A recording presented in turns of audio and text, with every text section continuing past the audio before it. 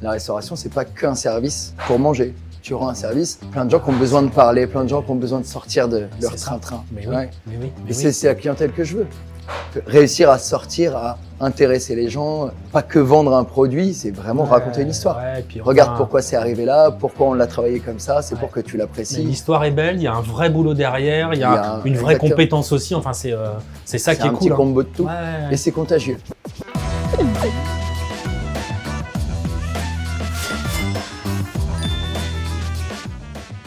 Salut, c'est Toto. Bienvenue dans Les Chefs se mettent à table, l'émission où les grandes toques de la gastronomie française nous ouvrent leur cœur et leur cuisine. Aujourd'hui, nous sommes à Neuilly-sur-Seine, juste là, à côté de Paris, où nous allons rencontrer un chef très inspirant. J'ai nommé Rachid Djilali, chef du restaurant, là on est juste devant, Les Tontons, ici donc à Neuilly-sur-Seine. Un lieu à part, vous allez voir, qui est vraiment à son image, sincère, convivial, généreux. On va revenir avec Rachid sur son parcours, sa formation et ce qu'il a voulu mettre en place ici dans ce restaurant qui vient d'ouvrir là depuis quelques semaines, quelques mois, puisqu'il a ouvert cet été en juillet. Alors, installez-vous confortablement, préparez-vous à une émission hyper intéressante et aussi gourmande, je l'espère, que sa cuisine. On est prêts? Vous êtes prêts? Eh bien, on y va. Allez, suivez-moi, c'est parti. Les chefs se mettent à table, c'est tout de suite, on y va. Mille merci de nous recevoir ici, chez toi, avec dans plaisir. Ce beau lieu. Est-ce que tu peux, on démarre tout de suite, allez, tu sais que c'est aussi disponible en podcast, donc il y a des personnes qui sont peut-être en train de courir là, tu vois, et donc qui nous écoutent mais qui ne voient pas. Est-ce que tu peux te présenter pour ces personnes-là? Bien sûr. Bah alors, je suis Rachid Djilali, cuisinier au restaurant Les Tontons et associé. Voilà, j'ai 40 ans, je les ai eus il y a peu de temps. Et tout jeune papa aussi depuis un mois. Voilà, grosso modo. Ok, on commence tout de suite par là. Et alors, les papas, alors ça va? Ça se passe bien? Ça va, les c'est nuits, physique. Cette nuit, c'était un peu compliqué? Exactement, ça se voit, c'est chaud. Honnêtement, non, ça se voit pas. Ouais, j'ai fait une sieste de 3 heures, mais je suis là. Et puis c'est le week-end qui arrive, donc voilà, ça va être bien. Génial. Ouais. On attaque tout de suite? Je suis prêt. Allez, on saute dans le vif du sujet. Allez. C'est quoi ton premier souvenir de cuisine, de plat? C'était où? C'était quoi? Raconte-nous. Bien sûr. C'est fou parce que j'ai pas besoin de chercher, ça vient comme ça. Moi j'étais en famille d'accueil, une famille qui est aimante, c'était vraiment une belle vie, hein, j'ai vraiment pas à me plaindre. Et donc mon père est polonais dans cette famille d'accueil, ma mère française d'origine espagnole. Et lui avait un plat qu'il faisait le dimanche régulièrement, de la pintade à la pêche. J'ai ce souvenir de me réveiller les dimanches avec cette odeur de volaille rôtie et le sucre un peu derrière. C'est vraiment mon premier souvenir de cuisine, quoi. Voilà. Je crois que c'est ma volaille préférée, la pintade. Ouais, c'est cool. C'est pas gras. Il faut que ce soit bien cuisiné pour que ce soit pas sec. Oui. Mais moi aussi, j'aime beaucoup. Mais du coup, grâce à Jean Novak. Et donc, c'est ton plat préféré. C'est ce premier moment-là. C'est vraiment le souvenir d'enfance. Je dirais pas que c'est mon plat préféré, puisque avec le temps, j'ai eu l'occasion quand même d'aller dans des maisons où on a découvert des beaux produits, des beaux plats. Mon père n'était pas meilleur ouvrier de France ni cuisinier, mais voilà, il y avait de l'amour quand même dans ses plats et dans sa cuisine. Ouais, c'est le plus important. C'est ce qui fait, je pense que voilà, j'en ai fait ce métier. Ah, et bien justement, c'est ça, c'est l'idée. Qu'est-ce qui fait que le petit garçon que tu étais à sentir ce plat-là, cette volaille-là, le dimanche, qu'est-ce qui fait qu'à un moment tu t'es dit c'est vers ça, que j'ai envie de travailler? Quand est-ce que ça s'est fait ça? Je vais être tout à fait honnête, parce que des fois c'est glamour, là ça l'est pas forcément. Ok, ouais, bien sûr. Moi je voulais faire jockey, donc j'adorais les chevaux, gamin. Mon médecin a dit assez vite, c'est mort, tu seras trop grand, tu pourras jamais faire de jockey. C'est ce que j'allais te dire, je t'ai vu là, tu fais une tête de plus que moi. Mais j'étais petit à l'époque, je savais pas encore. Tu vois. Ok. Et ensuite j'ai dit vétérinaire, il fallait faire beaucoup d'études quand même. J'aimais plus manger que faire des études. Et puis voilà, et ça s'est fait un peu naturellement. Quand j'ai dit, je vais essayer la cuisine, j'ai vraiment découvert une passion là-dedans et puis une forme aussi de structure. Il y a cette brigade, ce côté un peu dur. J'ai trouvé une famille dans la cuisine. C'était quand ça, alors cette découverte-là? C'est quand t'as fait ça à l'école? C'était quoi? Oui, assez vite. En fait, j'ai fait mon stage de 3e dans une pâtisserie boutique. Et voilà, ça commençait déjà à me travailler. Ah, donc déjà, t'avais un petit truc derrière la tête. Oui, tout à fait. Et puis après, commencer à cuisiner pour tes parents, la fierté la fierté, voilà, que les gens mangent, disent c'est bon et tout, c'est très gratifiant. C'est un métier gratifiant, mine de rien. Tu cuisinais quoi?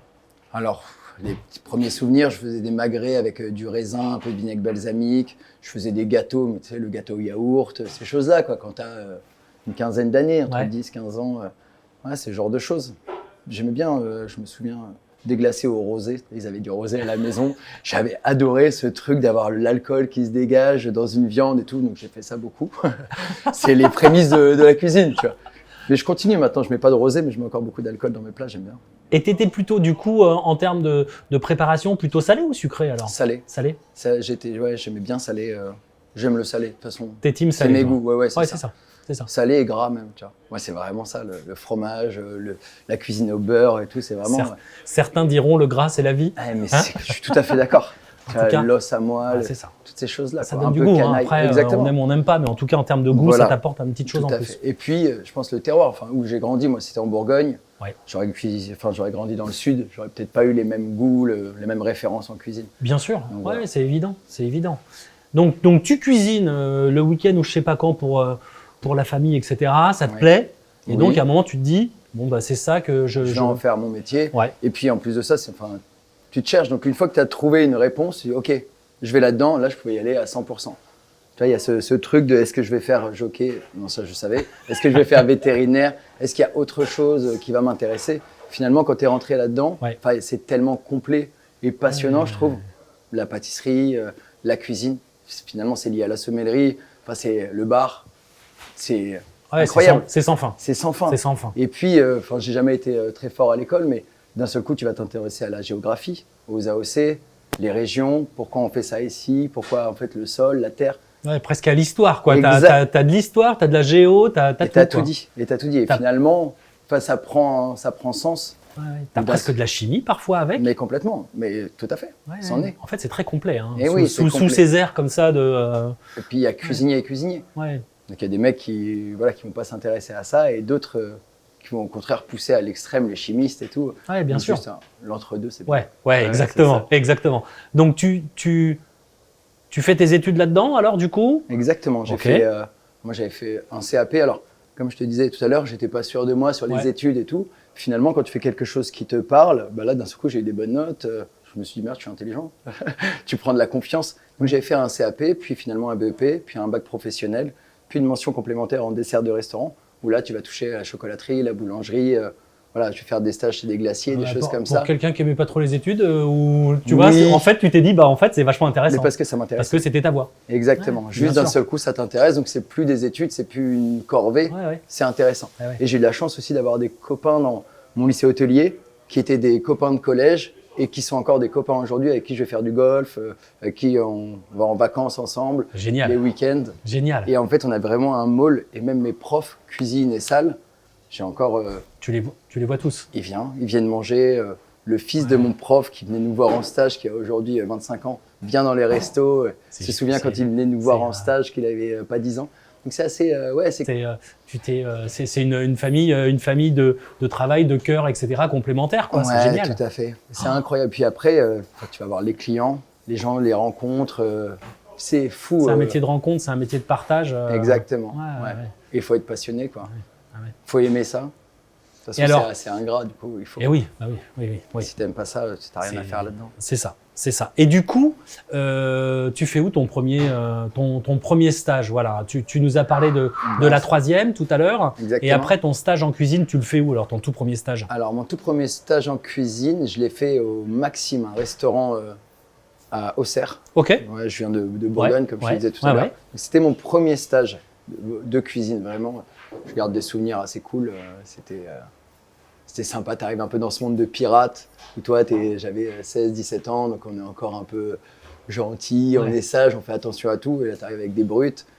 Tu te dis putain, mais en fait c'est ça, il y a des pirates, il y a des gens un peu durs, et ça m'a plu, moi. Ça. De toute façon, j'étais assez fasciné par l'armée. Je voulais faire ça plus jeune, sans connaître évidemment, mais aller à l'armée, avoir ces règles, ce cadre, ça me plaisait assez. Finalement, en cuisine, la brigade, c'est pareil. T'as vachement de termes pas militaires, mais presque en tout cas. C'est complètement ça. La brigade, c'est comme une brigade. T'as raison. Le chef, le sous-chef, voilà, c'est bien rangé quand même. Et ça, t'en avais besoin? Ou en tout cas, c'est quelque chose qui te correspond. Mais tu as raison, j'en avais besoin. Tu sais, comme je te disais, moi j'étais en famille d'accueil. J'ai été placé en famille d'accueil à 5 ans. Et au foyer de l'enfance, j'ai été placé à la DAS à 3 jours. Donc finalement, des 3 jours à 5 ans, il y a un laps où tu passes de famille en foyer, des petites choses dont je me souviens pas. Hein, j'ai aucune tristesse là-dessus. Oui. Mais en revanche, ça peut expliquer 2-3 trucs, peut-être des manques justement d'encadrement. Bien sûr. Ouais, je comprends. Et la cuisine m'a apporté ça. La rigueur, le truc.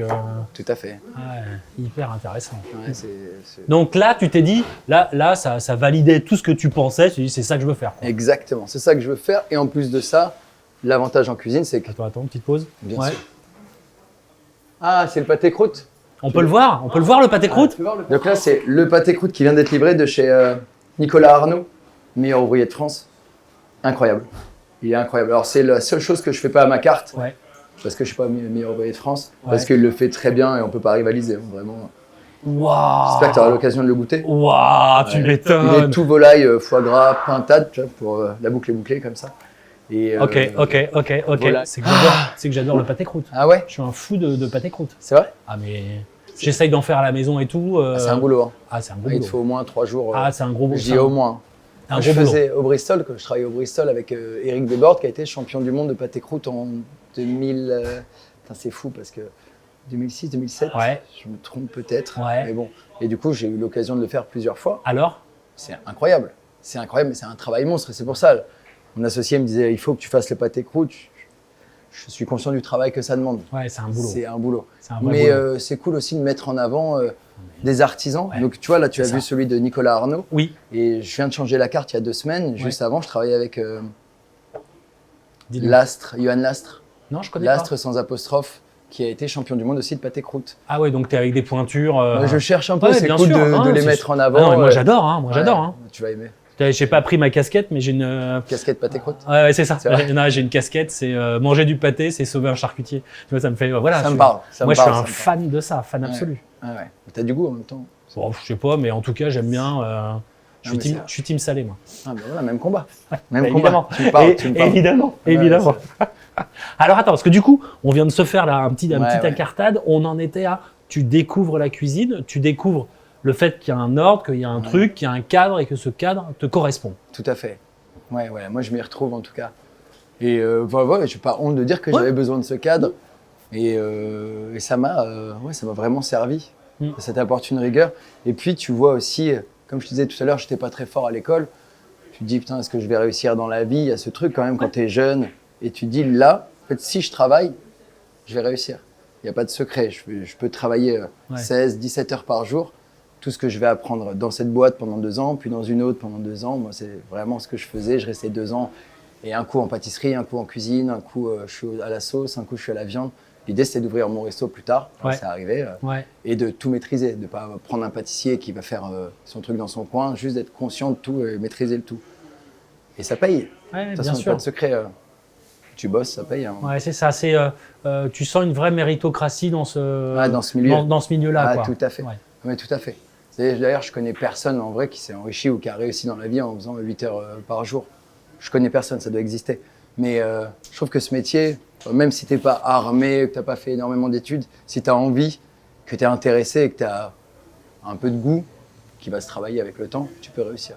Ouais, parce qu'il faut quand même un peu de palais aussi. Ouais, il faut un mais peu ça, encore une fois, ça se fait. Ouais. Je veux dire, quand tu commences à rentrer dans un établissement avec un macaron, tu vois des choses, tu goûtes des choses. Ça, c'est ancré, quoi. C'est aussi toi, ton tableau de goût qui s'enrichit. Et toi alors, c'était quand la première fois dans un macaron, quand tu as commencé à… Alors, ma toute première fois, moi, donc, je faisais pas mal de saisons. Oui. Alors, j'ai rencontré des gens qui n'avaient pas de macaron, mais qui bossaient très bien.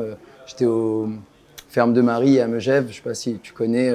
J'ai travaillé une saison au Flocon de sel. Oui. Là, avec Emmanuel Renaud, Ouais. meilleur ouvrier de France. Ouais. Et c'est des gars voilà, qui te donnent envie de travailler dans ce genre de maison. Puis, j'ai fait l'ouverture d'un restaurant à Toulouse. Un sous-chef des Fermes de Marie qui me dit bah, viens, on ouvre un resto, viens, c'était intéressant. Je partais un petit peu aussi loin, j'avais besoin de ça, moi, m'échapper un peu en Un France. peu bouger. Et alors, c'est comment d'ouvrir un restaurant? Comment physique. c'est préparer la carte, le travail en amont, c'est compliqué? Oui, on ne va pas se mentir, c'est compliqué. Après, j'imagine que c'est compliqué pour des gens qui ne sont pas de la restauration, beaucoup plus. Moi, c'est quand même mon métier depuis longtemps. Donc après, il faut être aussi, je pense, entouré. J'ai la chance d'avoir des associés qui vont, eux, vraiment être compartimentés dans leur secteur. Là, en l'occurrence, la salle. Moi, je vais vraiment être concentré 100% dans la cuisine, ce qui me libère du temps. Et au moins, je peux vraiment faire mon métier. Ouais, vous êtes complémentaires et vous avez chacun vos points forts et donc vous travaillez. Exactement, ça c'est bien. C'est bien. Et c'est top. Et pour revenir à ta question après, le premier vrai, pour moi, palace de macarons, c'était au Georges V. Donc, je travaillais à Toulouse. Et à ce moment-là où j'étais dans la cuisine, je faisais aussi beaucoup de boxe thaï. Et je me suis dit, c'est soit je vais en Thaïlande dans un camp d'entraînement, ou soit je rentre dans un palace parce que le regard des gens quand je suis cuisinier, t'es cuistot et tout, il y a une vraie différence entre je trouve, encore une fois, je dis une vraie différence. Il ne faut pas être désagréable non plus avec les gars, mais le cuistot, pour moi, c'est un peu dévalorisant quand tu dis t'es cuistot. Non, je suis vraiment cuisinier où je vais, comme on disait tout à l'heure, prendre le temps de choisir mon produit, de le sourcer, de comprendre pourquoi on l'a travaillé à cette saison, avec les mecs qui vont juste commander des produits et faire une cuisine. Donc, quand tu rentres dans des maisons comme ça, tu apprends ça aussi. Et donc, alors, vas-y. Excuse-moi. Et non, mais en fait, du coup, j'avais eu ce regard un petit peu quand j'étais à Toulouse, des gens qui venaient, qui te regardent même pas, qui tu leur dis bonjour, qui te répondent pas. J'avais une cuisine ouverte, des médecins, des mecs qui pèsent, peu importe. Et là, je me dis, bon, ok, il faut que j'aille dans un resto où les gens, je leur dis, je suis au Bristol, ils font, ah, ok, bah, je te regarde. À mon avis, tu sais travailler, tu es dans un 2 ou 3 macarons. Et c'est un truc, quand tu es jeune, ça te touche un peu l'ego quand même. Et donc, tu avais quel âge alors à ce moment-là? Alors là, j'étais pas vieux, j'avais 23, 22, 23 ans. Donc c'était soit la Thaïlande, soit rien à voir. Le grand écart. Et le mec aime bosser un peu dur, tu vois. Ah ouais. Et soit j'avais envoyé des CV, du coup, Bristol, Georges V, Ritz. Si j'étais accepté, j'allais là-bas. Et par chance, Éric Briffard, Bourguignon, aussi, tu vois, c'est comme ça que c'est venu, me dit, bah, écoute, moi, je veux bien qu'on se rencontre, mais j'ai besoin que d'un commis. J'étais déjà chef de partie à l'époque. Je dis, moi, je m'en fous, je veux rentrer ici. Il me dit, je me souviens d'une phrase qu'il m'a dit qui était incroyable, que je rebalance beaucoup aux gens. Il me dit, écoute, ce sera un salaire à l'époque ridicule, 1250 €, 1300 €. Et il me dit, et je lui dis, ah ouais, quand même, on peut pas faire plus. Il me dit, mais tu sais, Rachid, l'important, c'est pas ce que tu prends, c'est ce que tu vaux. Il avait raison, et il a encore raison, tu vois, aujourd'hui. Et du coup, bah, tu y vas, tu as raison, et tu apprends. Alors, on va dire, tu es là et tu repars en bas de l'échelle. Je redescends. Tu quittes Toulouse. Tu montes à la capitale. À la grande ville. Première fois que tu bosses à Paris, du coup? Oui. Ah ouais, donc c'est un changement, c'est un sacré changement, quoi. Et puis j'ai rappelé du coup mes potes, parce que je disais j'allais faire des saisons avec ces mêmes copains avec qui je joue au golf, et je leur dis les gars, j'arrive à Paris, on s'est retrouvés à 5 à faire une colocation. Oh le bordel. Je connais la colocation à 25 ans. Oh le bordel. Voilà, donc on a vu plein de choses, c'était enrichissant, fatigant, mais enrichissant. C'était cool, j'ai adoré mon arrivée à Paris. Et oui, et donc en cuisine, vous êtes combien? Tu passes d'une équipe de combien à une équipe de combien du coup? Alors à Toulouse, on était, et puis à Toulouse, l'avantage aussi, c'est que je faisais vraiment tout. J'allais en pâtisserie, puis j'allais au garde-manger, puis au poisson, puis à la viande, donc t'apprends plein de choses. Bien sûr. Et je suis arrivé, donc on était 5. Et j'arrive donc au Georges V, où alors je ne vais pas parler de la brigade, mais je sais qu'en employés, ils sont 600 au Georges V, en comptant les femmes de chambre et tout. En cuisine, je sais pas, par service, allez, je vais essayer de faire un calcul rapide. Je parle juste aux 5, au gastro, sans compter le room service et tout. Je dirais qu'on était une 60aine. Et après, du coup, peut-être 30 là, 30 au garde-manger, enfin pardon, 30 au room service, d'autres à la brasserie, une 30aine aussi. Donc d'un seul coup, c'est l'usine. Tu te perds les premiers jours à Georges. Le vestiaire, l'entrée de la cuisine, tu mets 1 heure pour arriver au truc. Mais moi aussi, j'ai besoin de ça. Ça, c'est quelque chose qui m'a fait du bien. D'être dans un mall avec plein de gens, te faire défoncer, mais tu t'en fous parce que tout le monde se fait défoncer. Tu vois, il y a un truc avec l'ego. Quand j'étais plus jeune, c'est dur. Là, tu te fais allumer, il y a tous les potes qui font « Ah, t'as pris cher ». Et on est tous dans le même bateau. Et finalement, tout est plus facile. Tu vois. Et t'es là pour apprendre. Et alors, qu'est-ce que tu fais quand tu arrives là? Tu te retrouves à faire quoi? Les légumes? Saucier. Non, j'ai eu de la chance parce que logiquement, il y a un ordre à suivre. Tu arrives, tu commences pas à la viande, tu commences pas au gastro. Et Bourguignon, je lui ai parlé, je lui ai dit, déjà, tu me payes 1250 balles. J'ai bien compris le message, c'est ce que je vaux. Du coup, je veux valoir quelque chose. Donc, il y avait une place, donc je suis arrivé au 5, au gastro, saucier. Donc, j'ai fait 1 an et demi à la sauce. Puis, je me suis mis vraiment à la viande après pendant 1 an et demi. Et après, je suis parti au Bristol. Et alors, à la sauce, tu fais quoi quand tu es à la sauce en arrivant? C'est incroyable. Vas-y, raconte-nous. ça remonte un peu maintenant, mais ça va revenir. Alors que j'arrivais là-bas à 6h du matin, moi j'avais déjà les fonds blancs qui avaient cuit toute la nuit, donc tous les fonds blancs à passer. Ça va te prendre un petit peu de temps. C'est des rondeaux énormes qui vont servir pour toutes les cuisines. Puis des seaux de béarnaise à faire qui vont être répartis aussi dans plusieurs cuisines. Et alors là, on faisait jus de canard, jus de volaille, jus de veau, jus de bœuf, jus de cochon. Et tous ces jus-là, ils vont être travaillés avec un peu de carcasse, de la garniture aromatique, mouillés à l'eau ou une remouille en l'occurrence. Je faisais ce jus. Mon chef de partie arrivait le soir, reprenait le jus qui était déjà terminé. Il refaisait retire là en l'occurrence du cochon pour le jus de cochon, mon jus terminé et remouillé avec. Il faisait ça pour avoir un élixir. Et à la fin, sur chaque jus, ça je le découvrais, j'ai trouvé ça incroyable, le gras pur de l'animal. Par exemple, un jus de veau, on faisait fondre du gras de rognon de veau, juste fondu pas cuit, et tu venais perler ton jus de veau avec. Pareil avec la volaille, pareil avec le cochon, pareil avec le bœuf. Mais le goût est dans le gras, c'est ce qu'on disait tout à l'heure. Et du coup, chaque bouchée, tu reconnaissais le jus de l'animal. C'est pour ça. Je te dis c'est pour ça parce que j'ai goûté ta joue de bœuf. Et la sauce t'a plu? Ah, la sauce, elle déglingue. Purée, joue de bœuf posée et une sauce qui vient napper, qui est sublime. Ah, c'est simple, mais... Donc tu prends ton temps. Le truc quand on fait une sauce, c'est de pas se presser. T'es pas pressé. Tu prends ton temps. Mais t'as tout dit. Et plein de gens, pareil, on a besoin de faire réduire une sauce, on va la mettre à fond, jamais de la vie. On en parlait tout à l'heure au sourire. Ce qu'on appelle au sourire en cuisine, c'est une petite bulle, tu vois. Poup, voilà, poup, exactement. Poup. Alors ça peut être long, donc il faut toujours une semaine d'avance. C'est comme aux échecs, la cuisine, toujours 1, 2, 3 coups d'avance, tu vois. Mais c'est la vie, quoi. Et c'est notre vie, tu vois. Maintenant, je travaille comme ça et je vis comme ça même. Ça fait partie intégrante de la façon de vivre.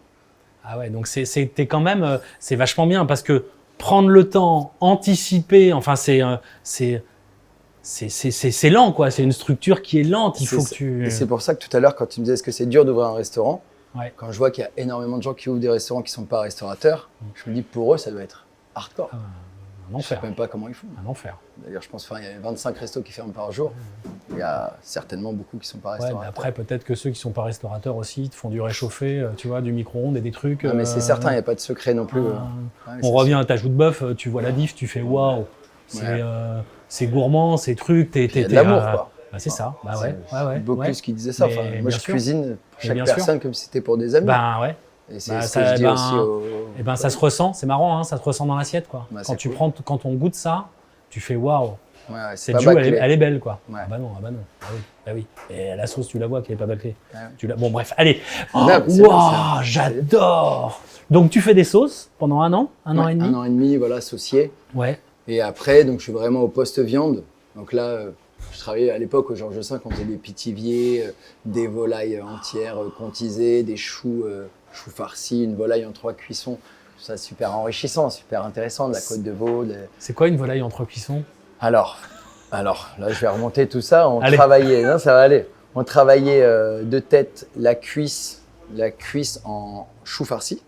Donc, on prenait le pilon où tu as beaucoup de nerfs et tout, ça partait en farce fine. Ouais. Le gras de cuisse en brunoise, mélangé avec citron confit, cerfeuil, un peu de truffe parce qu'il n'y a jamais trop de truffe, un cœur de foie gras si mes souvenirs sont bons. Tout ça dans une feuille de chou. Donc, un chou incroyable. Le blanc, comment déjà rien que le chou là. Ouais, le chou. Une petite sauce, un petit truc par-dessus, C'était un consommé, je crois. Tu avais le chou comme ça en consommé, le consommé de volaille, tu vois, le fond blanc certainement enrichi. Ouais. Je me souviens que le blanc était cuit en basse température avec contisé à la truffe et une sauce poulette, je crois, de tête. Et le troisième morceau, comment on le faisait? Je pourrais inventer, mais je ne vais pas le faire, je me souviens pas. Non, mais c'est-à-dire que là, tu as 3 plats en un, quoi. Mais c'est un plat qui était servi en 3, mais exactement, tu as raison. Mais oui, c'est ça, 3 plats en un. 3 préparations, 3 plats en un. Mais tu comprends pourquoi il y a 60 mecs en continu pour faire 40 couverts par service. Évidemment. Mais c'est aussi ça qui est... Après, je ne vais pas dire que tu y vas aussi pour ça, mais... Mais si, totalement. Ouais. Et qui peut le plus, peut le moins. Ouais. Tu sais que tu ne feras pas ça dans ton restaurant, mais au moins, tu as compris plein de choses. Tu vois, tu débloques à chaque fois des skills pour prendre des raccourcis sur les prochains.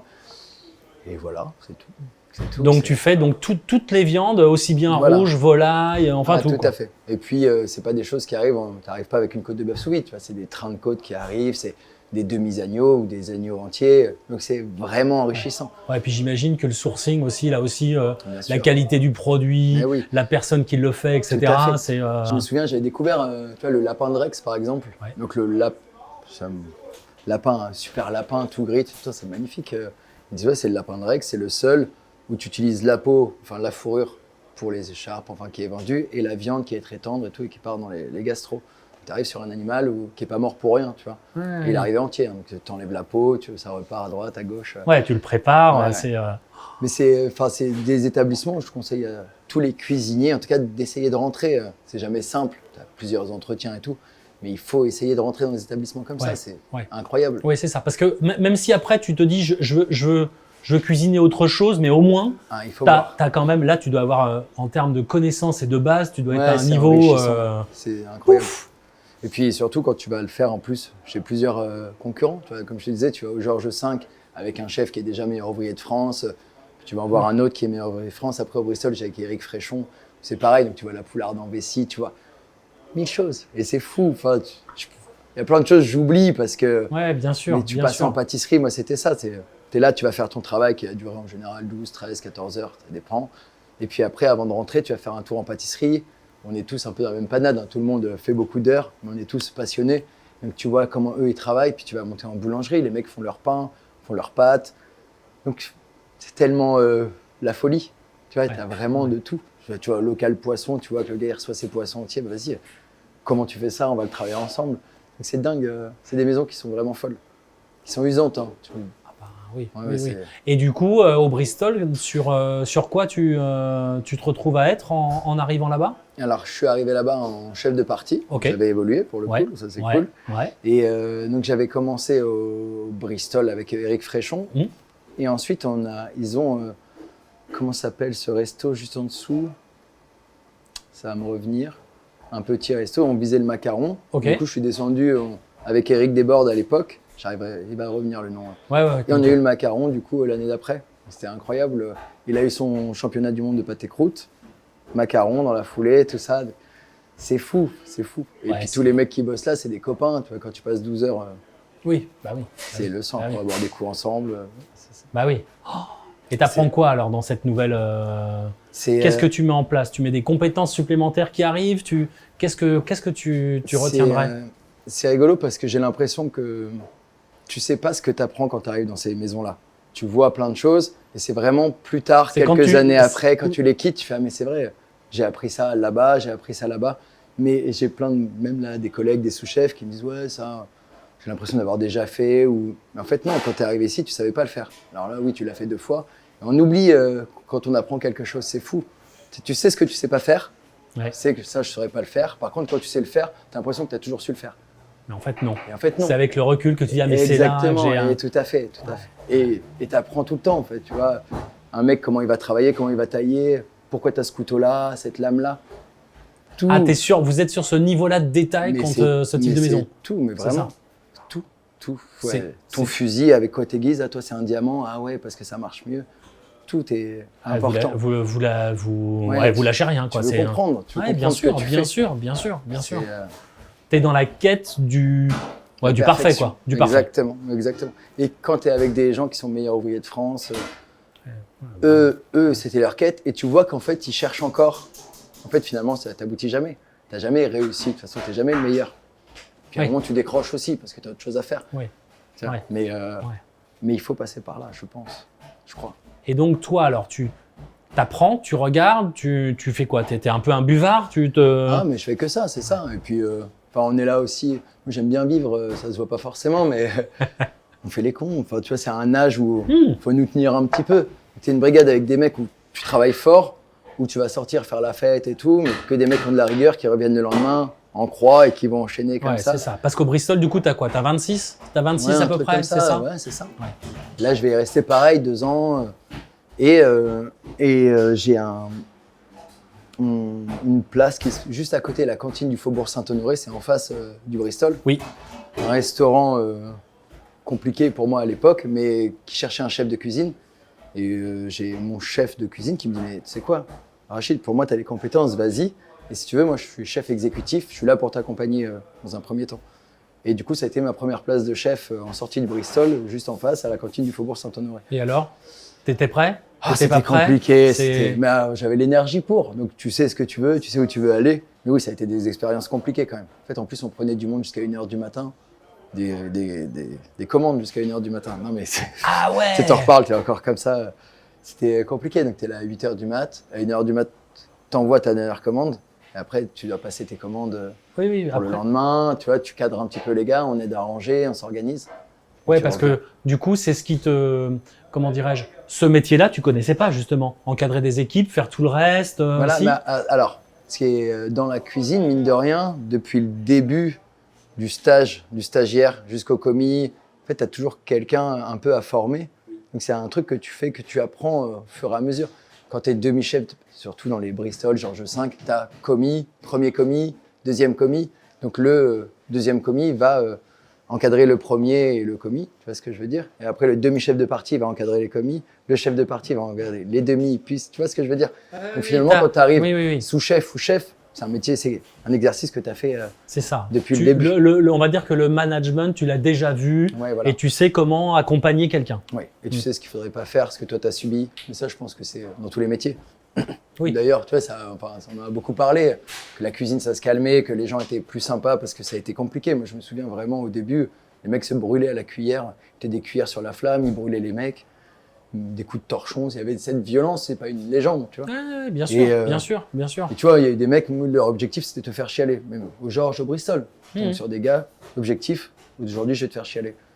Je dis, ok, allez, on va voir. Toi, ton objectif, c'est de tenir. Alors, c'est un peu malsain, hein. Tu vois ce truc, mais au moins, ça t'apprend ce que toi, tu feras pas aux autres. Exactement. Bah oui. Parce donc, que tu dis, moi, en fait, j'ai envie de faire l'inverse, quoi. Exactement. Moi, j'ai envie d'encourager les mecs, monter avec. Oui, évidemment. C'est enrichissant. Ouais, bah oui. Quand tu fais monter, c'est enrichissant. Ouais, ça, c'est clair. Et puis, moi, je sais, il y a des mecs qui ont besoin de ça, tu vois, qui ont besoin. On disait tout à l'heure d'un cadre et tout. Moi, j'ai besoin d'un cadre, mais j'ai pas besoin qu'on me gueule dessus toute la journée pour comprendre le travail. Au contraire, tu me parles, tu m'expliques et je vais y aller. Mais je comprends qu'il y a des gens, on en a déjà parlé, mais il y a des mecs qui me disent, mais moi j'ai besoin qu'on soit dur avec moi, sinon je fais pas l'effort. Oui, après ça dépend aussi. Et puis la cuisine, ça a été longtemps, je dirais, voie de garage, où tu mettais des mecs qui savaient pas trop ce qu'ils voulaient faire, des mecs qui ont eu des parcours parfois compliqués. Ouais. C'est ça aussi, un melting pot, avec des mecs qui ont fait de la prison, des gars qui ont fait des études, tu vois, t'as de tout, quoi. Donc, tu apprends à manager tout ce petit monde. Ouais. C'est fascinant aussi. Hein. Ah ben, ça doit être... Je raconte ça à la maison, elle est dans un bureau. Ah bah oui. Ah bah oui, t'es dans un... T'es un vrai monde à part, un vrai monde particulier. Hein. Exactement. Tant que t'as pas fait, des pirates. Ce que je leur dis, on est des pirates, les gars. C'est vrai. C'est vrai, non mais c'est totalement... Alors, le pirate au Bristol, donc il a compris le Bristol, tu deviens pour la première fois chef, et là tu deviens le chef des pirates. En face du Bristol jusqu'à 1h du mat. Ouais. Oh. Et puis il y a pirate et pirate. Là, c'était, de toute façon, la bougie de l'expérience, c'est clair que celui qui la tient. Il faut que tu commences à un moment pour savoir où tu veux pas aller. Mais alors du coup, en termes de cuisine, là aussi, tu fais le grand écart entre le Bristol et ce que tu... Ouais, mais l'idée justement, c'est c'est des cuisines qui t'inspirent. Tu vois, et moi, c'est aussi ça que je veux. Bien sûr. Donc faire une belle cuisine. Il y a même des endroits où je faisais une cuisine, je pense, trop compliquée pour l'équipe que j'avais, pour le nombre de clients qu'on faisait. Oui. Et encore une fois, la bougie d'expérience, tu vois. Ouais. Je l'ai appris ça. Je dis, ok, là, je me suis peut-être un peu lâché. Enfin, je passe les journées de 8h à 1h du mat, 2h du mat là-bas à bosser. C'est pas moi de le faire. Il faudrait que ce soit mes équipes. Donc peut-être que je dois réduire un petit peu, régler le curseur. Mais c'est important de le faire. C'est important de se rater, entre guillemets. C'est rapide, ça, ce cheminement, ou ça prend du temps? Tout est relatif. Encore une fois, il faut passer entre les balles. Voilà, je te parle ouvertement. Dans la restauration, tu vas avoir de la drogue, de l'alcool. Moi, je suis aussi passé par là pendant un moment. Ça a été compliqué. Parce que c'est dur, parce que tu n'as pas de vie, parce que tu t'enfermes un peu. Il y a plein de gens qui sont très équilibrés et qui arrivent à jongler avec ça. Moi, je l'ai été un peu moins, donc j'ai passé 2 ans dans le noir. C'était quoi ta question à la base?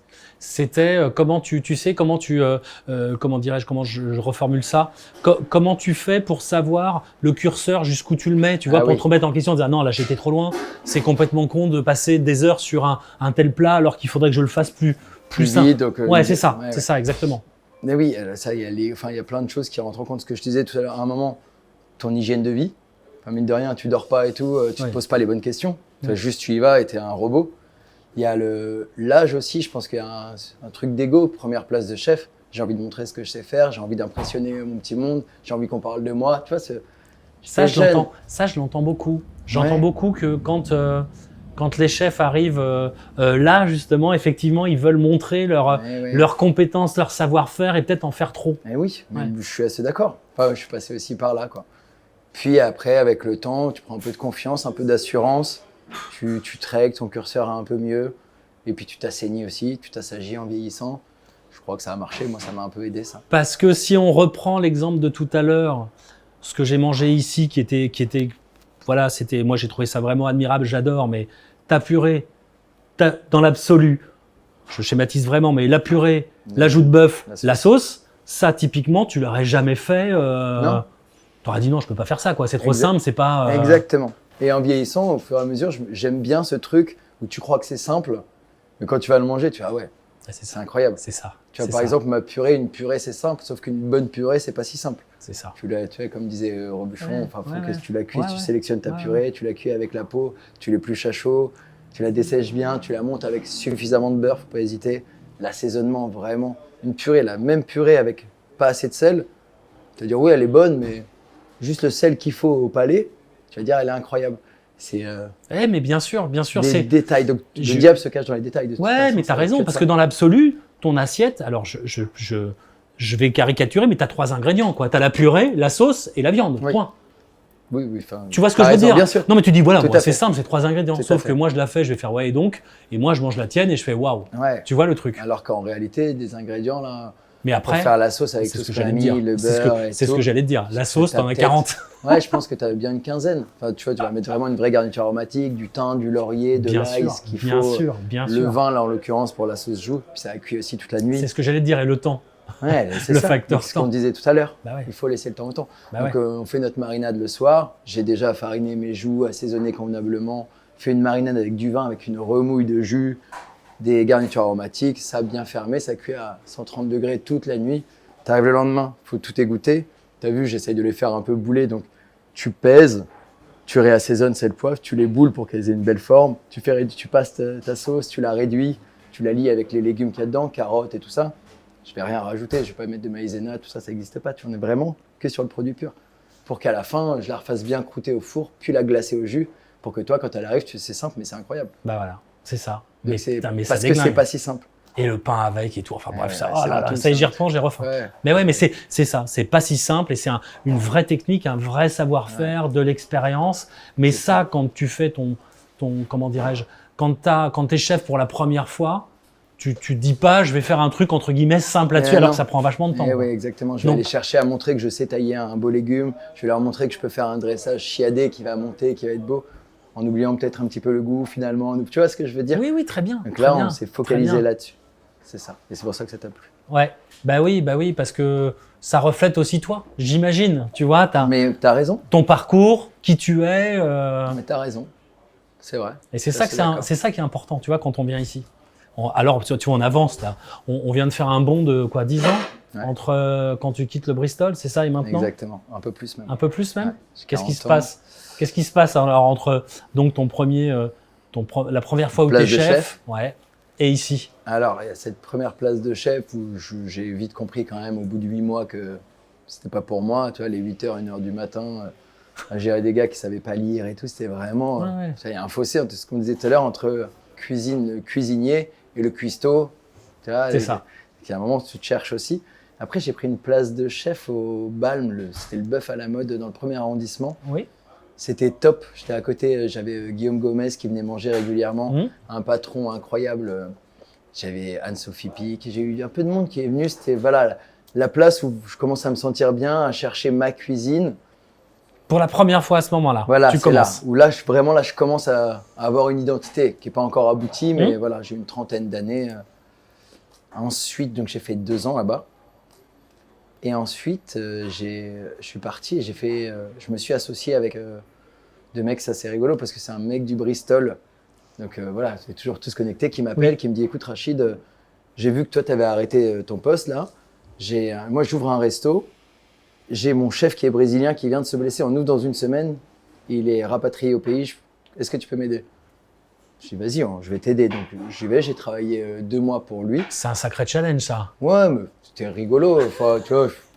Et puis, je savais que c'était Là, tu CDI, commences à avoir de l'expérience pour dire Ouais. ça. Là, c'est rigolo. Encore une fois, en plus, moi, j'avais juste la place de chef à prendre. C'était pas mon resto et tout. Oui. Et puis, j'en avais un peu chié avant. Donc, voilà, j'avais fait un peu mes armes, tu vois. Et donc, on fait l'ouverture de ce resto.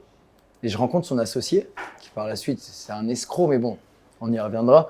Je rencontre son associé qui me dit, moi j'aime bien ta gueule, ce que tu fais et tout. Bien, on ouvre un resto ensemble. Je dis, ok, mais moi je veux sortir un peu de la cuisine, parce que justement, je commençais à avoir un peu, voilà, à faire un peu le con, mettre le nez dans la poudreuse, parce que t'as pas de vie, parce qu'en plus, la cuisine où j'étais chef, j'étais en sous-sol, tu vois pas de lumière, tu te mets la pression. Ça, c'est quand même ingrat, ce qu'on disait tout à l'heure, il y a de tout. T'as un résultat direct quand tu as envoyé un beau plat, cette satisfaction d'avoir fini un service un peu compliqué, mais en même temps, pas de vie quand tu n'es pas équilibré, parce qu'il y a plein de gens qui le font et qui ont une hygiène de vie bien, tu vois, qui vont courir l'après-midi et tout, mais c'était pas mon cas. Tu vois. Et du coup… T'as arrêté la boxe, du coup, à ce moment-là? J'avais un sac de frappe au bout de ma salle en cuisine. Ok. J'avais ma cuisine, ça partait un peu en loin, j'avais mis un sac de frappe les après-midi, les moments un peu compliqués, tu vas te lâcher un peu, tu vois. Mais oui, j'ai arrêté la boxe quand même, j'ai arrêté. Je me donnais un genre, mais j'avais arrêté. Et je fais le balme, et du coup, excuse-moi, j'ai cet associé, ce mec qui me dit, vas-y, on ouvre un truc. Je lui dis, moi je veux bien, mais dans ce cas-là, on ouvre un resto ensemble, et je le gère vraiment, t'es pas dedans. Tu me fais confiance et moi je vais sortir, je vais aller en salle un peu. Et là, ça voulait dire m'intéresser au vin, gérer le contact avec les clients. Ça aussi. Là je suis vachement plus à l'aise aujourd'hui. T'avais déjà je suis passé par là. Non. Ah oui. Quand tu es au lycée hôtelier, tu fais du service et tout, mais quand là tu es ta tôle et que tu dois parler aux gens, leur vendre le produit, gérer la cuisine, là ça a été le premier défi justement d'ouverture des restos. Donc ce monsieur me présente deux autres associés. Il me dit, voilà, c'est l'affaire que je voudrais qu'on reprenne, elle est un peu grosse, on a besoin d'être beaucoup. On fait cette ouverture, 2 mois plus tard, on s'aperçoit que ce gars-là est un escroc, un menteur fini, il volait de l'oseille et tout. Donc il se fait dégager, je me retrouve associé avec 2 personnes que je connaissais pas, mais avec qui ça matche vraiment bien, on s'entend bien et on fait Gaston dans le 17e arrondissement, qui aujourd'hui tourne encore en folie, tu vois, ça marchait, ça a vraiment bien marché, c'était cool. J'ai fait mes armes du coup en salle et tout. Ça m'a sorti un petit peu de mes démons puisque finalement je voyais des gens, je voyais de la lumière. T'as plus le même stress. Il y a un vrai fossé. Un fossé dingue entre la salle et la cuisine. Mais en même temps, la première fois quand tu vas présenter ton assiette, ton plat, ça doit être, tu dois stresser quand même la première fois, non? Ou t'étais prêt, tu dis non, mon plat, je sais ce qu'il vaut, donc je peux y aller serein. J'étais assez prêt déjà parce que j'avais fait la carte avec mon chef de l'époque, donc j'étais serein et j'avais confiance en lui. Et puis j'ai un peu de chance, j'ai un peu de bagou avec les gens. Et c'est facile pour un cuisinier de vendre un plat. C'est incroyablement facile d'arriver, d'expliquer comment c'est fait avec des termes culinaires en parlant comme j'aime ce métier. Je vais raconter comment je l'ai fait, mais tu vends ce que tu veux. Tu vois, les gens… Et en fait, ça a vraiment bien marché. Gaston a explosé. J'étais là-bas pendant 5 ans et un de mes associés dit, on ouvre un autre resto. On va pas aller en refuse du monde et tout, on est complet, vas-y, on ouvre un autre resto. On ouvre Julia. 2 mois avant le confinement, et là, torture, quoi. Et là, tu commences à plus dormir, tu vois, mais plus pour les mêmes raisons, tu vois, c'est un peu malsain, tu sais pas comment tu vas t'en sortir. Bah oui. C'était l'histoire de plein de restaurateurs à ce moment-là, mais c'est vrai que, à un moment cumulé, putain, merde, ça va être compliqué, là. Donc, j'ai vendu Gaston et Julia, et je dis, je vais reprendre un travail en cuisine, j'étais un peu sorti, tu vois, de mes vieux démons, je prends un poste de salarié où je reste un peu derrière et je fais mon travail. Et du coup, je fais ça au Pinzout. Pinzoutou, juste là. Ok. Alors, entre-temps, j'avais fait un peu de chef à domicile, j'avais fait des petites choses, je me cherchais, je prenais le temps, je l'avais. T'as essayé. Voilà, et alors, chef à domicile, ça te… C'est quand même beaucoup de taf, de recherche. T'es pas sûr quand même de comment ça va se passer le mois prochain, la semaine d'après. C'est un peu aléatoire, t'as des périodes où ça va marcher. Et finalement, j'ai besoin, encore une fois, toujours d'un cadre. Tu vois, voilà, un truc, j'ai une ligne, je sais où je vais. Et donc, j'ai Metzger, un commercial de chez Metzger, Paul, qui m'appelle, il me dit, ouais, je sais que tu fais chef à domicile, que tu fais des extras à droite à gauche. Metzger, donc les viandes, boucherie, je précise, c'est on va dire une institution à Paris. Oui. Ils sont très très forts. Leur viande est bonne, ils font maturer leur viande, ils sont très bons. Et moi, je connaissais Olivier Metzger quand je faisais mes stages aux Fermes de Marie, mes saisons à l'époque et tout. Donc, c'est des gars qui te rappellent après. Ils disent, ouais, j'ai des copains qui ont qui ont un resto au Pinzout, ils cherchent un chef. Est-ce que tu veux pas aller les voir? Écoute, moi, là, je cherche pas vraiment, mais je peux aller les voir. Et finalement, j'ai travaillé avec eux. Voilà. Je dis, bon, vas-y, je prends la place de chef. On a des horaires intéressants. Ça me libérait un peu de temps à côté. J'avais des week-ends. Tu sais, j'ai connu que des coupures. Tu faisais que ça.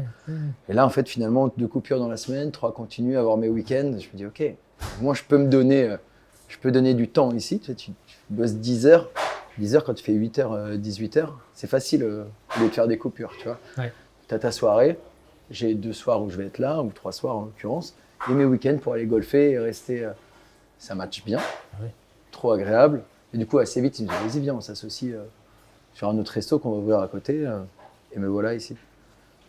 Associé avec Gérard et Alex du Pinzout. Et voilà. Et voilà. Voilà. Donc, en juillet, vous ouvrez ici. Exactement. C'est quoi que tu as comme petit truc derrière la tête? Qu'est-ce que tu veux faire ici? Un restaurant de quartier, un restaurant de copains, C'est quoi que tu as imaginé? Alors c'est vrai que déjà, et ouais, ils me travaillaient au corps là depuis 6-7 mois déjà pour qu'on le fasse ensemble. Et puis parce qu'ils avaient vu aussi déjà la cuisine qu'on faisait là-bas. Oui. Ça, je pense que ça leur plaisait. Et ils me disent, voilà, on va ouvrir un restaurant, les Tontons de Neuilly. Donc déjà, juste dans l'appellation, on voit à peu près où on veut. Ouais. Les tontons, oui, tu vois, oui. d'où la joue, voilà, ce genre de choses. Maintenant, oui, c'est ça. Alors, j'aimerais bien un resto de copains. J'aime bien cette idée-là. D'ailleurs, j'ai pas mal de copains qui passent, des autres restos, des amis et tout. Et j'aime beaucoup, et d'où les plats de partage. Tu vois, je mets de la côte, l'épaule d'agneau. J'aime bien les tablés où on vient parler fort, boire des canons, manger de la bonne bouffe. Ça me plaît fort. C'est ce que j'aime. Je suis moins fan des restos guindés. Quand je dis guindé, je parle pas d'un gastro, je parle vraiment où on se donne un genre.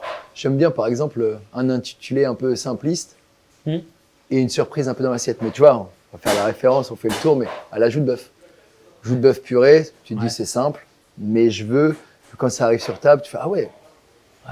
C'est exactement ça, la surprise. Exactement. Et je trouve qu'un intitulé un peu simpliste et un plat un peu au-dessus, tu vas avoir que des bons retours, alors que l'inverse, c'est mort. J'ai eu ça ici en venant avec la joue de bœuf et avec un autre plat que j'ai vu mais que je n'ai pas pu goûter, hélas, c'est ton épaule. L'épaule d'agneau. Quand je l'ai vu passer, j'ai fait waouh. C'est beau, en plus c'est glacé au jus. Ah mais oui. Waouh. J'ai fait mais c'est. Et pourquoi j'ai pas ça? Pourquoi j'ai pas eu ça? Moi, j'ai pas eu ça. Et en plus, t'as vu, je triche, je mets un petit bouquet garni que je fume pour vraiment alerter tout le monde mais quand ça passe. C'est exactement ça. Mais les 5 sens, tu vois, tu fais appel à tout. La vue, l'odeur, le toucher, l'odorat. Mais ça fait une petite chose comme ça et tu l'as dit, ton twist, et là tu fais waouh. Et le diable se cache dans les détails, toutes ces petites choses, tu vois. Toutes ces petites choses-là qui vont faire la différence. Donc vraiment, pour répondre à ta question, resto de copains plus. Ouais, c'est ça. Tu vois, c'est ça. Voilà, aller chercher les pâtés croûte mof, mais à contrario, on met un foie gras maison, une terrine de foie de volaille. C'est un truc, tu sais, la terrine de mamie. Vraiment, là, tu l'as pas goûté. La terrine, tu l'as pas goûté. Pourquoi je l'ai pas goûté? Je sais pas pourquoi tu l'as pas goûté. Mais c'est vraiment ce genre de plat que j'aime. Comment tu l'as fait, toi, la terrine, là, en ce moment? Moi, gorge de porc, foie de volaille, échalote, un peu d'ail, du persil, du cognac. Sur le papier, c'est très simple. Je vais cuire ça au four, 67 degrés à cœur. C'est top, c'est encore un peu rosé. Tu as des gros morceaux de foie. C'est ce que j'allais te dire. C'était tes team gros morceaux, toi? Alors, un petit peu? La gorge de porc, elle est hachée finement. Oui. Et les foies de volaille, eux, sont un peu plus gros. Ah, comme ça, quand tu tombes dessus, il se passe quelque chose. Tu vois. Et tu n'es pas écœuré par le gras quand tu as des gros morceaux. Ouais. Les détails encore, tu vois. C'est des petites choses comme ça. Pourquoi j'ai pas goûté la terrine? Si. Tu veux une tranche? Ouais. Vas-y, sérieux? Je vais chercher ça vraiment, vas-y. Ça te va? Je te montre ça. Ah, mais clair. Mais oui, parce que je te dis, je l'ai fait. Waouh. Je vais te faire tourner une tranche. Je vais la tailler avec le film, ça va être. Ça, je pourrai plus avoir le reste derrière. Tu vois ce que je te disais tout à l'heure, je vais garder du rosé, des gros morceaux de foie, ces petites choses-là. Oh là là. Je te mets l'entame ouais, bien sûr. avec un petit bout de pain. Là. Ah mais oui. Et pareil, intitulé un peu simpliste. Et en fait, j'en vends pas tant que ça. Et quand les gens prennent, je sais que la fois d'après, ils en reprennent. Ça, ouais. Ah, qu'est-ce que c'est bon? Tiens. Je t'ai pas mis les cornichons, le tour de poivre. Non, t'as le produit pur. Oh là là là là. C'est pour ça que j'aime bien goûter la première fois sans pain. Tu vois vraiment le produit. Comme t'as le goût. Mais encore un peu fraîche, t'as vu, elle sort du frigo, mais quand tu l'as tempérée. Mais tu sais que moi, à la maison, parfois, je me fais 3 ou 4 morceaux juste avec une salade. Ouais, juste comme ça, tu vois. Oui. C'est tellement bon. Tu prends, je suis convaincu. Hein. Puis le gras, c'est la vie, tu vois. Bah, c'est ça. Mais alors, du coup, t'as une vraie personnalité, mais est-ce qu'on est sur une cuisine tradition française ou une cuisine du marché? Comment tu te définirais, toi, là-dessus? Je pense que la réponse A, hein, je dirais vraiment cuisine tradie française. Tu sais, je suis né en Bourgogne, élevé en Bourgogne, fait mes premières armes là-bas. C'est la gougère, c'est le bœuf bourguignon. C'est vraiment mes premières émotions. C'était les plats en sauce. Pour moi, c'est ça la cuisine française, tu vois. La sauce, on y revient encore une fois. Et ouais, je dirais que c'est ça. Alors, cuisine du marché, évidemment que je veux travailler de toute façon. Enfin, tu vois, quand tu vois l'agriculture française, on leur met des contraintes, des difficultés. Il faut travailler avec eux. Il faut, même si tu payes un peu plus cher, derrière, tu vois, je suis à Neuilly, donc je me permets de vendre au prix juste, je vais dire. Donc, je vais chercher des produits de saison le plus local possible et au plus autour de moi, tu vois. Metzger, je travaille avec de la viande française, l'épaule d'agneau, c'est français. Tout ce qui vient là, le foie de volaille, c'est français, la gorge de porc est française. C'était exactement la question que j'allais te poser juste derrière, ça s'enchaîne, je te la pose même pas. Comment tu choisis tes produits, tes fournisseurs, t'as la réponse. Le plus français, tu vois, vraiment, ça va être...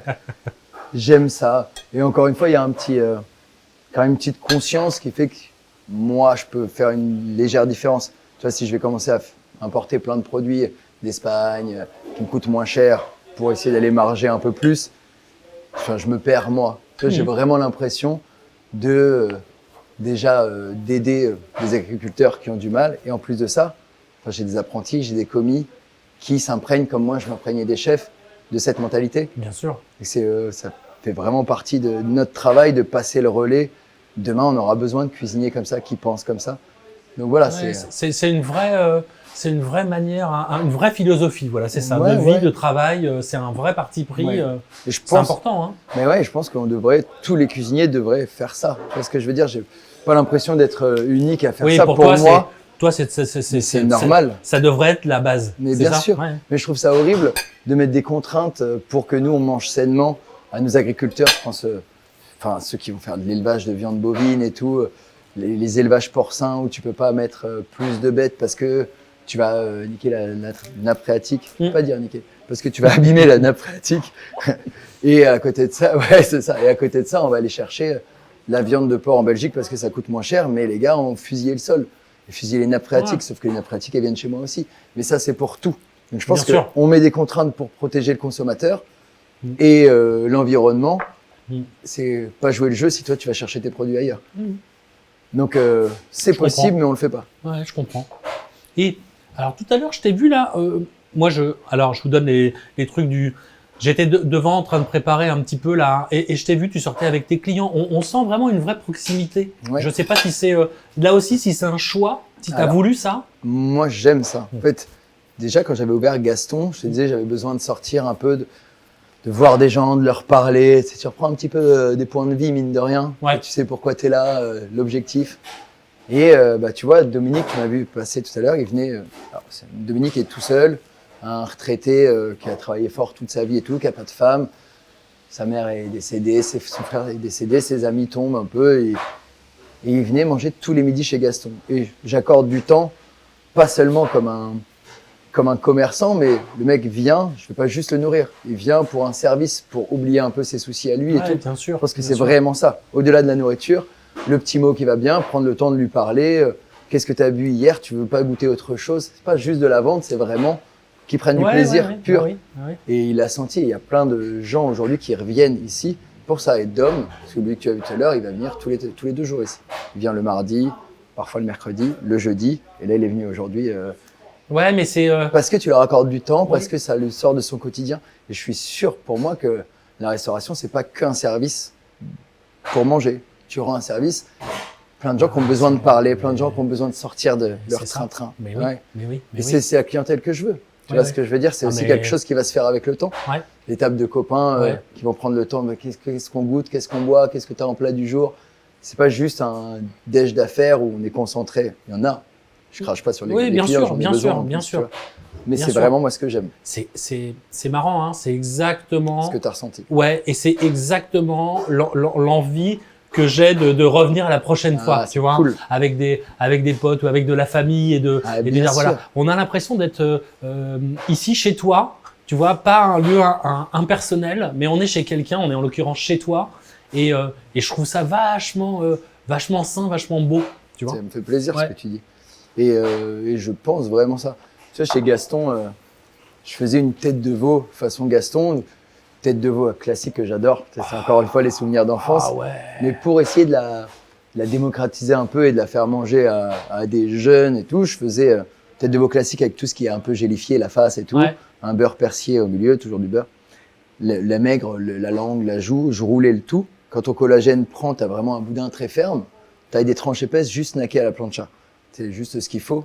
Croustillant extérieur. Croustillant de fou. Le maigre au milieu et le collagène un petit peu, tout ça. Ah, ça devait être bien gourmand, Avec la ça. sauce gribiche dans le C'est fond. la question que j'allais te poser. Bien Avec sûr, la sauce. base. Et c'est rigolo parce que plein de gens, quand j'y allais, j'étais en salle, donc je vendais un petit peu mes plats et je voyais la tête de veau, la moitié de fois, Ok, c'est pas grave, je vais vous faire une petite tranche. Mon chef, ça le saoulait à la fin parce qu'à chaque service, tu fais 15 petites 15 tranches petites fines. tranches. Et t'arrives, tu fais goûter ça. Et la plupart du temps, les gens, vas-y, mais moi, j'en prends une. Réussir à sortir, à intéresser les gens. Pas que vendre un produit, c'est vraiment raconter une histoire. Ouais, puis Regarde enfin, pourquoi c'est arrivé là, pourquoi on l'a travaillé comme ça, c'est Ouais. pour que tu mais l'apprécies. l'histoire est belle, il y a un vrai boulot derrière, il y a une vraie exactement. compétence aussi. Enfin, c'est ça qui est un cool. petit combo de tout. Ouais. Et c'est contagieux. Et c'est contagieux Mais parce clair, que mais clair. les clients reviennent, Mais on voit, de mes toute façon, collaborateurs. on voit là dans tes yeux, on voit le plaisir que tu prends.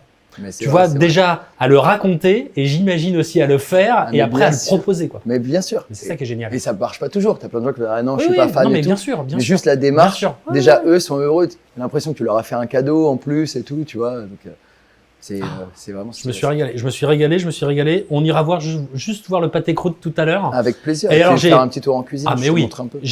on va terminer, on est hélas, parce que j'aurais pu y passer des heures à la fin de cet entretien. Je termine toujours par 6 questions que je pose toujours à tout le monde, toute la vie. T'es prêt? Vas-y, je suis précis. Putain. Ouais, tu vois. Vas-y, Ouais, ouais. dis-moi. Question numéro 1.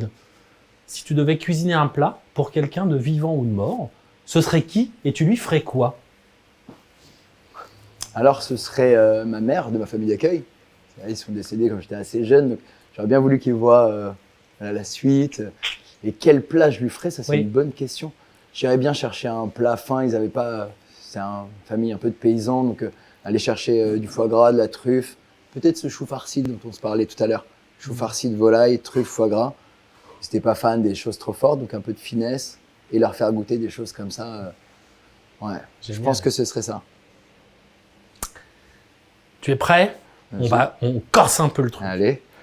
Tu peux nous donner une recette en 1 minute chrono? Qu'est-ce Alors, que je tu l'avais déjà fait avec la terrine, mais je peux le refaire si tu veux. Ah mais oui, t'avais déjà fait avec la terrine. Allez hop. Allez, elle est squeezée celle-ci, c'est bon? Ou je te la redonne? Ah non, non, ou soit la terrine, soit une autre, ce que tu veux. 1 minute chrono. Ce qui te passe par là. Hein. Allez, on va faire le foie gras dans ce cas. Allez, vas-y. Je fais une terrine de foie gras aussi. Donc 1 kg de foie gras. Je vais essayer d'être bon sur les quantités. 10 g de sel, 4 g de poivre, 50 g d'armagnac. J'ai tout mis, un peu de piment d'Espelette. Ouais, très bien, piment d'Espelette, top. Je fais ça mariner en sous-vide si je veux pour vraiment Concentré. accélérer voilà, le process. Je laisse ça une nuit. Je vais presser dans une terrine à foie gras. Tu sors un petit peu d'un centimètre au-dessus. Filmer. Cuit au bain-marie. 1 heure à 90 degrés dans un four sec. Et ton foie gras est terminé. Tu sors, t'enlèves le gras. Tu le laisses encore une nuit sous presse. Et tu as une terrine de foie gras terminée. Et t'es en moins d'1 minute là. Non Ah ouais, c'est parfait. Voilà. J'ai pas fait les toasts, j'ai pas fait tout le reste. Non, non, mais ça après, c'est là. les toasts, ce qu'on veut après, c'est oh là là là là. J'ai triché un peu parce que j'ai fait pour une journaliste il y a peu de temps, du coup. Je l'avais en Ça tête passe. pratiquement. Bon. Qu'est-ce que tu veux que tes clients retiennent ici de leur expérience au tonton? Alors, j'aimerais 2 choses. Déjà, l'ambiance. Moi, ça, c'est un truc qui m'intéresse. Je veux que ce soit festif. Tu veux de la J'adorais Gaston. À la fin, les gens ils venaient faire leur anniversaire ici parce que tout le monde, mais quand je dis tout le monde, c'était pas juste les serveurs. J'arrivais à la longue parce que j'avais 70% d'habitués. C'était vraiment, on avait créé une famille, tu vois. Et donc, un anniversaire, tu commences à chanter Joyeux anniversaire, t'as tout le resto qui vient en chœur. Ouais. Et tu vois, ça, c'est des trucs, ça, t'as l'impression d'avoir vraiment réussi, d'avoir emmené tout le monde avec toi. Ça, c'est vraiment cool. Et tous les samedis, c'était que ça. Même les serveurs, à la fin, ils disaient, plus de voix, tout ça, faut arrêter, là. Je leur demandais, gueule, tu vois, mets cette ambiance que les autres regardent et ils disaient, tiens, la prochaine fois, on va le faire ici, tu vois, des détails. Et surtout que ce soit bon. Ça fait quand même, c'est quand même la base, tu vois. Ouais. Qu'ils aient bien mangé, qu'ils aient bonne ambiance. Logiquement, le reste, ça passe. Après ce que tu viens de tout nous raconter là, je pense que ça, on se pose même plus la question. Ouais. C'est déjà Mais, coché. tu sais, j'arrive encore à décevoir des gens. Et c'est ça aussi qui est fou dans ce métier, c'est que putain, tu vas faire un service des fois 1 heure, 130 couverts. Comment tu veux avoir tu sais, la régularité ça, moi, c'est ce qui me fusille le plus, entre guillemets. C'est d'être capable à un moment d'envoyer vite, de pas passer le temps Même nécessaire. niveau. Ouais. Ouais, pas facile, hein. Ça, c'est pas évident, c'est pas évident. Puis tous les gens, enfin, le midi, tu vas avoir des contraintes de temps et tout. Tu te dis, Ouais, le soir, quand tu as plus le temps, c'est sympa aussi. Quand c'est t'es plus moins posé, compliqué pour moi, ça. Ouais, bien sûr, bien sûr. Alors, allez, on est bientôt à la fin. Si tu devais ouvrir un restaurant dans un autre pays ou ailleurs, ce serait où et tu ferais quoi? Alors, je ferais quoi? Je vais répondre déjà par ça. Je pense que ma cuisine, enfin, tu vois, ça fait longtemps quand même que je me construis. Donc, j'aurais du mal à faire autre chose, je crois. Ça, c'est juste une cuisine de cœur, en fait. Tu vois, j'y réfléchis pas. Je le fais parce que j'aime ce que je fais. Et ensuite, je suis allé en Thaïlande il y a peu de temps quand même. On vit bien. Hein. J'aime la Thaïlande. Hein. Putain, cuisine française en Thaïlande, ça pourrait marcher, ça? Je sais pas si ça pourrait marcher. Il n'y a pas de raison. Un peu d'exotisme. Pour eux, ce sera exotique. Après, ce sera peut-être plus compliqué de trouver les mêmes produits et tout, mais peut-être j'ai vraiment aimé le climat, l'ambiance, la générosité de ces gens. La boxe. La boxe, évidemment. Évidemment, je suis allé faire un petit combat là-bas et tout. Non, c'était chouette. C'est beau la Thaïlande. Oui, je suis d'accord. Ouais, tu y allais? Ouais, c'est chouette. J'y allé 2-3 fois, et puis on va faire le nord, le sud, il y a encore un peu de coin à voir. C'est grand quand même. C'est clair. On n'a pas assez de vacances pour tout faire. Ah ouais, la Thaïlande, c'est clair, c'est clair. Ouais. T'as un plaisir coupable, toi, en matière de bouffe, un truc un peu. J'ai entendu tout, hein. Moi, j'ai entendu la mayonnaise en tube, hein, tu vois. Ouais. Non, alors en vrai, je pourrais dire ça, mais j'ai pas de honte. Non, c'est pas ça. Qu'est-ce que j'aime? En fait, genre la quiche. C'est tout bête. C'est tout bête. La quiche. Là, le week-end, là, c'est pas impossible que ce soir, j'arrive, je fasse une grosse quiche chargée en crème, en fromage, c'est un peu canaille, quoi. Ouais. Et la manger le lendemain, quand je me réveille, une quiche froide, là. Oui, le lendemain, elle est presque meilleure. Oh, mais moi, j'adore. J'adore. Mais clair. Ta pâte un peu grosse. Ouais, c'est compact, c'est truc. Exactement. Et c'est nourrissant, tu sais, j'aime manger. Exactement. Ok, on a la même, on a la même. Team salé, tu vois, je sais que tu t'y retrouves là-dedans. C'est comme la pizza du lendemain, la pizza froide du lendemain. Ça au petit-déj. Moi, ça m'arrive pas parce que j'ai jamais. Fini pas. Moi, c'est la deuxième que je finis pas. Elle n'existe pas, la pizza du lendemain. Allez, on va terminer, on va boucler la boucle. Est-ce que tu as une Madeleine de Proust, un plat qui te ramène à ton enfance? Ouais, alors j'en ai pas mal. Je pourrais rebondir sur la pintade à la pêche, mais c'est vrai que t'en trouves pas beaucoup. Oui. Mais la tête de veau, tu vois, on parlait de ça. En fait, tous ces plats qu'on n'ose plus trop travailler parce qu'on a peur de pas plaire aux gens. Mais en fait, à un moment, fais un truc auquel tu crois et les gens qui aiment ça viendront. Tu vois, c'est vraiment dans ce sens-là que j'aime bien prendre les choses. Donc, la tête de veau qui te ramène à ton enfance, tu vois. Mais parce que, ça va être compliqué. Je pense qu'il n'y a pas beaucoup d'enfants de notre génération qui dira dans 20 ans, la tête de veau me rappelle mon enfance. Parce que justement, ça se perd, on ne veut pas en faire parce qu'on veut plaire aux gens. Et on se plaît à nous déjà. C'est pas mal. Et après, de toute façon, il y a plein de gens qui aiment ça, qui viendront. Il faut juste que ça se sache. Bah oui. Allez, ce sera la tête de veau. 1000 merci. Avec plaisir. Merci à toi. C'était génial. C'est cool. Alors, on met ça quand tu veux. On va faire un petit tour en cuisine. Allez, c'est parti. Allez hop, on va faire un petit tour en cuisine.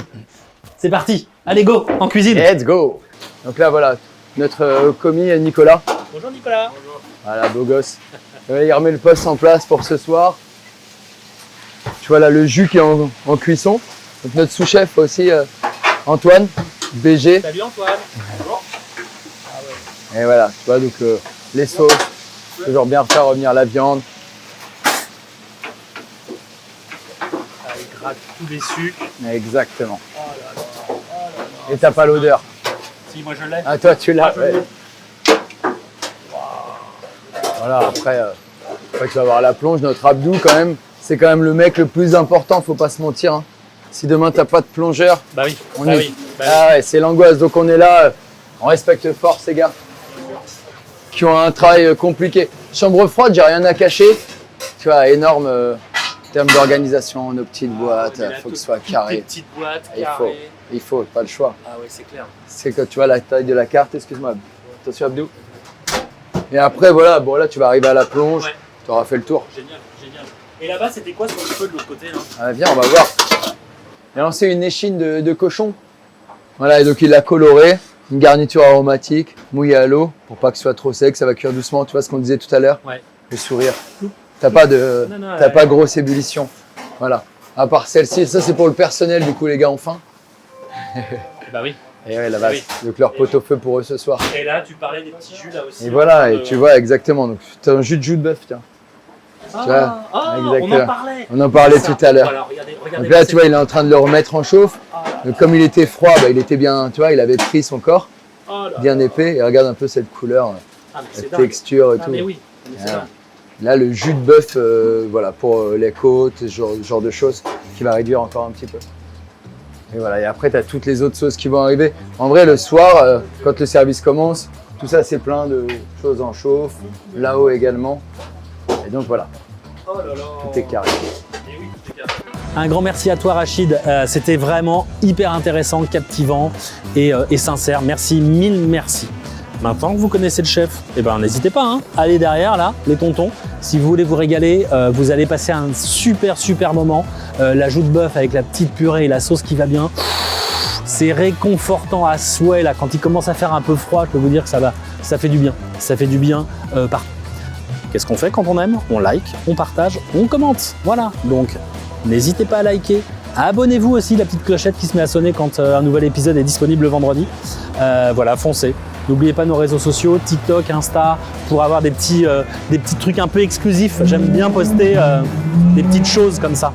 Là, c'était une Porsche GT3 RS qui vient de passer. Là, je vous raconte même pas, sublime. Je m'égare un peu.